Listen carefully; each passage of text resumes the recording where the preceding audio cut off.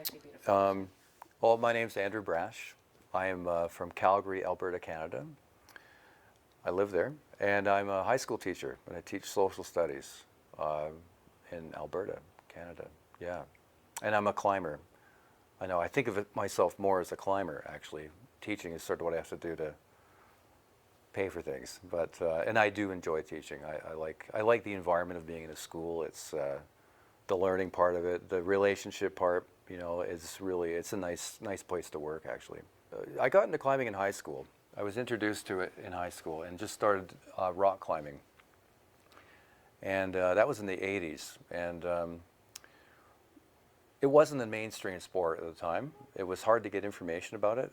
There wasn't a lot of places to get gear or do the climbing. And anyway, so I was always looking for information about it, anything about it that I could find. It was very hard to find anything about the sport. But I went to libraries, you know, and took books out. And a lot of the books in libraries to do with climbing were mostly old British expedition books. And they were, Everest was a topic that came up a lot. Not only Everest, but Himalayas in general, and Karakoram mountain ranges, big mountain ranges. And I read about all these different mountains and read about the climbers who were going to them. And I got a feel for, I got a feel for what I thought the sport was. And it was very romantic in an adventurous kind of way, like going back to, you know, old days, old times. You know, it's very like, I want to do that. That sounds amazing, you know, traveling to Asia and going on expeditions and walking with caravans and all that stuff and seeing these remote mountains that take a week to walk to. I just thought that sounds incredible to begin with. And Everest to me was, it's the highest mountain in the world. It's a special thing, obviously. It's an important mountain on this planet. It's just an important landmark, and there's a lot of history around it. And I always wanted to do it.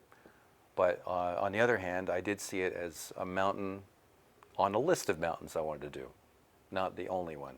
And so I waited for a while. I never had the money for it.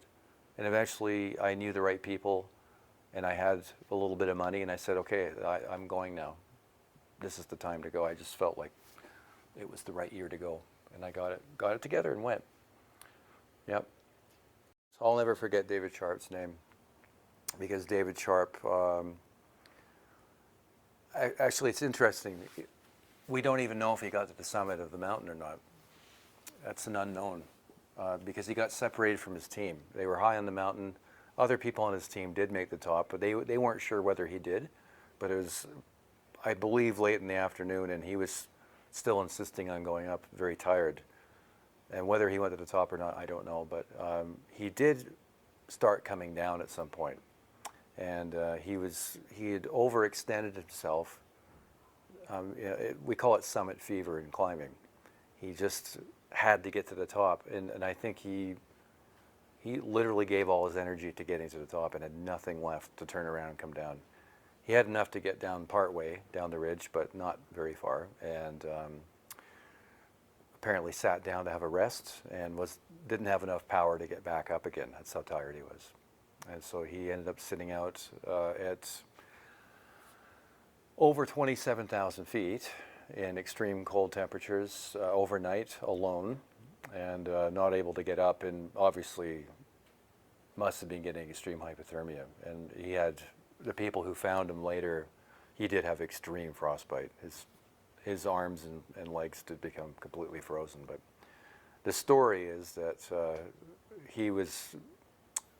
he spent the night out alone, and then the following morning, very early in the morning when it was still dark, people are starting to climb very early, came across him sitting, resting, and they weren't sure what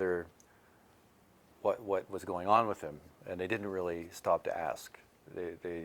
They went by him and made some assumptions. They assumed he was, a lot of people assumed he was just having a rest. And if you're from another team, you don't know the person, and they're just sitting there, he wasn't lying down, he was actually sitting upright, that he was just having a break.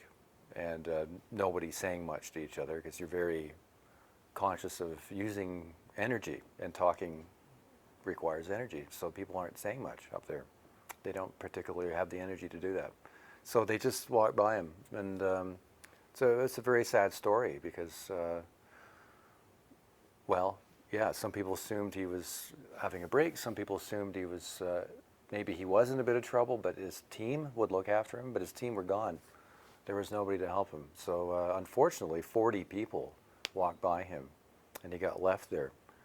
And it wasn't until later in the day when these people were returning from their summit bids that they realized, and he was still in exactly the same place, that they had made a big mistake in leaving him there and not really checking into the situation enough, making too many assumptions. In climbing, in a mountaineering expedition, when you're near the top and you've given so much to get there, you want it to happen. The problem is there's lots of examples of people dying for that. But none of it's easy, you know. Obviously, I don't want to say that these people are automatically bad, evil people. I mean, I'm sure they regret what happened and would love to have that day back again. But we're at high altitude, very high altitude, and you're not your normal self. I'm not going to say clear thinking self because I'm not always clear thinking, but you know, you are impaired at that altitude. You're not your usual self. So you're a bit slower. You're a bit more reptilian, if you know what I mean, I would say. So yeah, it's complicated, but it's sure interesting on the human level, you know. About 10 days after that happened with David Sharp, we found ourselves on our summit day, and quiet day on the mountain. And when we got to high camp the day before attempting the summit, we were told by a team who were coming down from the top that 2 of their team members had died. And so, well, you can imagine when you're near the top of a mountain like that, and your people who are just coming down are saying, yeah, 2 of our team died, that weighs pretty heavily on your decision to go up. And it was very hard to keep going forward after hearing that. And you know, you're questioning yourself, saying, am I being foolish? Am I making the right choice here? Is this a dumb thing to do? You know, and you're not completely sure. But the good thing, I think, for our team is that we were quite experienced, and we all decided that that if we didn't like the conditions, if there were reasons to turn around, that we would. And although I have to say that it was a big mental fight in a way to go up, that we had put so much time and energy. It was our second time up on that trip. We'd put so much effort in, and physical effort, you know, and then the financial thing. You know, you do forget about that once you're up there, actually. But there's a lot behind the trip to get you to that point that you don't want to turn your back on. There was a lot of sunk costs at that point, and to turn around was a horrible thought, I have to say. To say, well, I'm going to turn around now after that news. I wanted to see for myself and be able to assess the situation myself and decide when I got there. So we did go through with it. Yeah, we climbed through the dark and through the night, and we passed David Sharp. I'll never forget that. He'd been dead for about 10 days at that point. And he was sitting there in his famous pose, just sitting there, and you have to step over his legs. Yeah, we went through all that, and we were out, and it was getting to be daylight, and we were past all that horrible stuff, and it really felt positive, you know, as the sun was coming up and the view opening out. Oh, it's just unbelievable, you know. I felt this thing, you know, like a wave pass through my whole body kind of thing, like, oh my God, we're going to do this, you know, that feeling. And I think about 10 minutes after that, we found one of the guys from the day before who had been reported dead. And he was not dead. He was still just clinging to life up there. He was just hanging on. And he was able to speak to us a little bit when we got to him. And it changed the day, obviously. We got completely diverted. We were on our way to the top, and we met this person who we found out was Lincoln Hall. And he had been reported dead to us by his team the night before. And I guess he wasn't quite dead. He was in awful condition, and he had been unconscious the night before. And I'm not ever going to accuse his team of leaving him behind, thinking they could help him. They did not think that. I met them, I know that. And Lincoln believed that later too. But pretty horrible situation. But so we were taken off of our goal. You know, we were completely taken down a different road at that point, and we helped him. We had to help him. We had to help him. He was right in front of our faces, dying, and we didn't have to talk about that very much. In fact, not at all.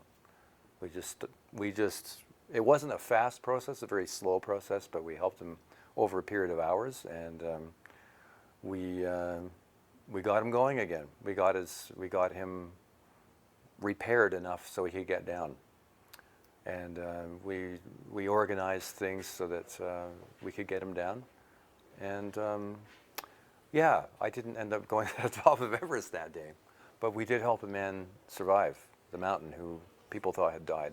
It depends on your beliefs and values, of course.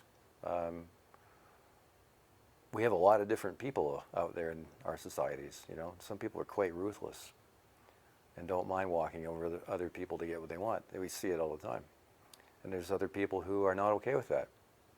I don't think this is exactly a case of that, but you know, society's values have entered the climbing world too. Of course, it's a microcosm of society at large. I was angry. I was angry at him. I said, how could he? I said in my own head, how can he do this to us right now? We're right at the top. We can't go up there. Yeah, and that's just the honest truth, you know. I was angry, and even after the climb, I was still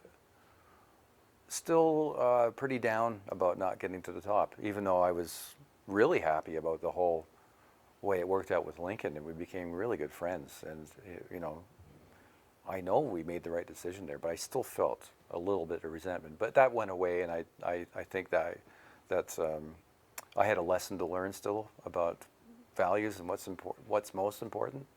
You have to be really sure of what you want to get out of the climb or whatever it is you're doing. You got to know what you're comfortable with, and if you're not, give yourself permission to exit the situation. Say, I'm not doing this right now. Sorry, I'm not doing it. And forgive yourself immediately for that. And you can come back another time, or you can approach it from a different angle another time.